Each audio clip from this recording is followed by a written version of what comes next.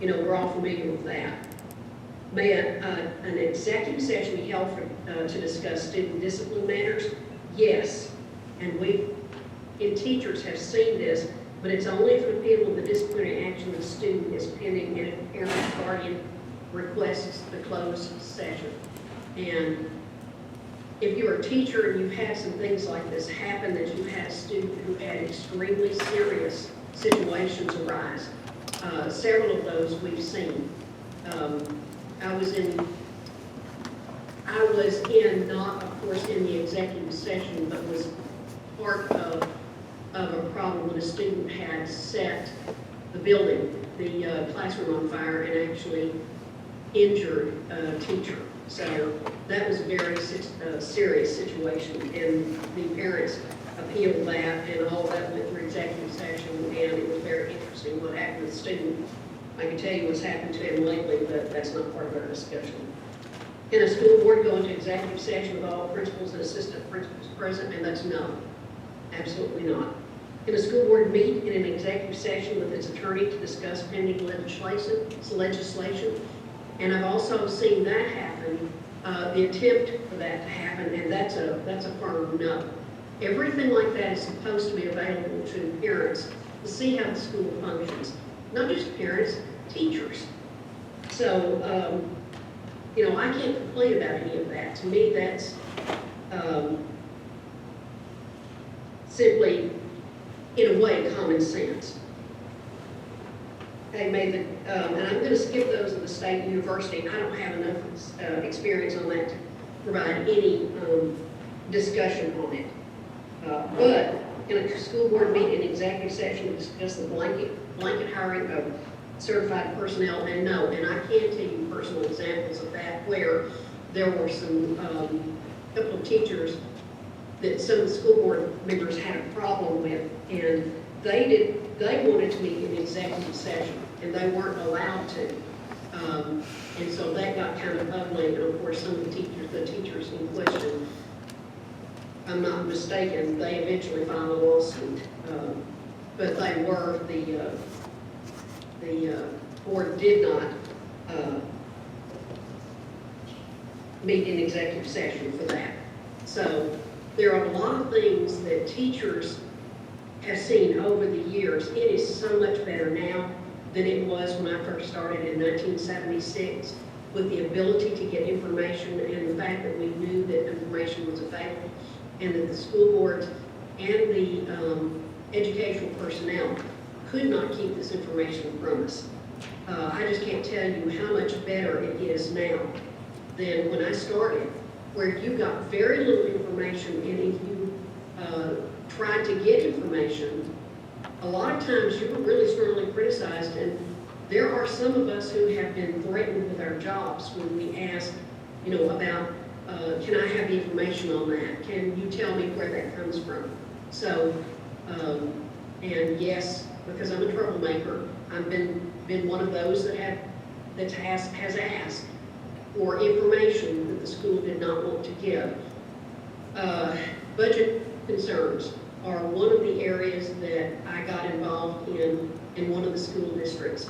We could not get a clear picture of how much money was available for our school district to use for salaries. And it required meetings with the school board. The meetings got ugly. It required petitions to see the materials. Eventually, it wound up that we had to get a lawyer because they would not cooperate in letting us see the amount of money. And keep in mind, we lived in the community. We were paying that money. It was the tax money that we were contributing. And they would not allow us to see how they wanted to divide it up. When it all came down to it, teachers wanted a salary increase. That was in the days when we made very little. And teachers wanted a salary increase. And the president of the school board was asked, why will you give the administrators a salary increase, but you will not give teachers a salary increase? His remark, and I have it written down somewhere, because it won't cost that much money to give the administrators a raise. It'll cost a whole lot of money to give the teachers a raise. it'd mostly be gone by the time we got finished with it. And this was said in a public school board meeting. Of course, there were a lot of teachers who were not happy with that. Okay, the last one that we have on here is, can a school board meet in executive session to deliberate and reach a decision whether to terminate a teacher, even if the teacher has requested a public hearing under the Teacher Fair Dismissal Act? And the answer to that is yes, and I've seen that over the years. I saw a teacher come in at 8 o'clock in the morning one year. He had some problems. The school board had an emergency meeting, had an executive session, and I saw this teacher hauled out of his room. He left, it's approximately 11 o'clock. At approximately 11:05, he left the building as in a thundercloud. He had been fired during the executive session, and even though he wanted a public meeting, they did not allow him to. So yes, I've also seen that in action too. Once again, that was years ago, but it was still fell under this, it was within this time period. So I really have to say that the FOIA law and how it has affected schools has been one of the best things that I saw when I was in education. I've been retired since 2008, so I have not seen and been a part of that, except that we are getting ready to FOI some of our school districts here in this area over curriculum matters, and it has to do with CRT, because as taxpaying citizens, parents have the right to see what those students are being taught. So we are getting ready to do that to some of our school districts that we've already caught having a problem here in Northeast Arkansas. So that will be interesting. We have an FOI right now, two or three of them going against our city because of some things in our city that's a problem.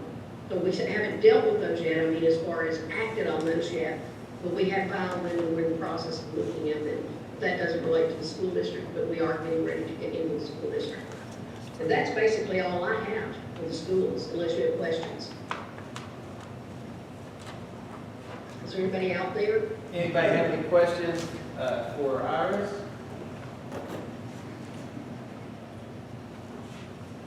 All right. You know, these, if you look at that book, you'll see, and Bill Ray mentioned it briefly, you'll see that it references Attorney General opinions. And you know, what happens is there'll be an issue. One of these issues, for example, that Iris talked about regarding can a such and such go into executive session. And so what will happen is a legislator will, on behalf of a citizen, submit the question to the Attorney General, who will then give their trained lawyers. They have, they deal with these FOIA questions, and they will write an opinion. And so on almost every issue, you can go to the Attorney General's website and you can get an answer to a lot of your questions. So in court, for example, in our trial up in Fayetteville on the critical race theory documents, I forget which issue it was, but the other side, they wanted to, well, Judge, there's an Attorney General opinion on this, and the judge is like, I'm the judge here. They're advisory, and most times, they hit it spot on. But so they rely on, we can rely on Attorney General's opinions, and sometimes, yes, Bob? Do those Attorney General opinions change sometime? Like, this Attorney General says this, and then somebody brings it up another time and it changes? I think they can, and Bob asked if Attorney General opinions change sometimes. I've seen one type there. But there's different fact scenarios. that come up, like under the open meetings provision. You know, maybe the opinion would be this under one instance and then change with a, you know, a fact that may be subtle or not subtle.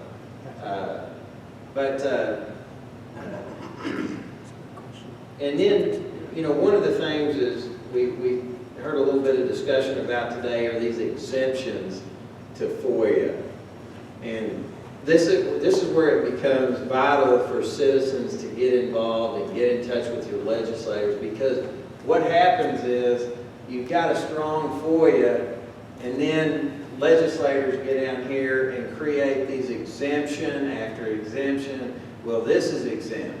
This is exempt. This is exempt. And then finally, the exemptions become the law, and you no longer have a law. And I think Tennessee is a state where, you know, there have been just exemptions have taken over the law. It's been amended and so many exemptions passed. Same thing with, but Arkansas has kept over 50-something years and kept the exemptions to a minimum, and we need to continue to fight for that. All right. I was going to mention something about venue. You know, this business of, you know, a small room, or I know that Luke went through this up in Benton County, I believe. We went through it in Fort Smith, where during COVID, they stuck 14 seats in the school board meeting. You know, spaced them out 6 feet apart, and then wouldn't let people into the meeting. And then it had police standing at the door, and then shoved them out in the lobby, and, you know, the monitor wasn't working. I mean, to me, that's a violation of our open meetings provision. If people cannot hear or watch a public meeting, I mean, people, you know, 100 people show up on the mask mandate, and they shove them out in the hallway, and you got people standing out in the parking. That's not an open meeting. And yeah. The same thing. Then move your meeting to a room like this and spread people out. You know, don't. So, all right. Well, Iris, we sure appreciate you and your expertise on school-related matters. I think, you know, it's so important, your experience and dealing with these Foia-related issues. I think that talking to Dr. Lewis over the years, I think this is what kind of inspired him to get involved in the Freedom of Information Act. And I think there's people all over, yes, I think there's people all over this state. And one of the things I would say to people on the either Kenny's Facebook, which he's doing great work, by the way. Kenny Wallace, I mentioned you again. Kevin Dooley doing great work also. Between the two, we're covering this, you know, and digitally across the state. There's people watching all over the state. So, yes, I'm sorry. This might be a question she might be able to answer. How long? Can you hear Iris? No, I couldn't hear that. We'll see if we can get on that. This mic is kind of dead. Maybe you can just ask her. But the smaller one is the one that's broadcasting Okay. live stream. You're the mic whisperer. Well, I can barely hear him. Go ahead, I'll repeat the I'm question. curious how long, if there is an expiration date on information that the school carries, such as emails, is there a certain time that they can delete them? Do you know what I'm saying? So if I've been FOIAing for some emails, and I was told that they're supposed to keep those for 10 years. Is that correct, or is there no expiration? Is it just up to the schools, each individual school? Do you know the answer to that, Iris? Did you hear that? She asked I didn't hear it. how long the school system has to keep emails. Would that relate to the Retention Act? It probably it could, and I don't know the answer to that. It could relate to the Arkansas Retention Act that you heard Ellen talking about. I think I missed that. I was going. Yeah, and I'm just not sure what the Okay. not sure what the Okay. answer I to thought that she is. may know. Yeah. All right.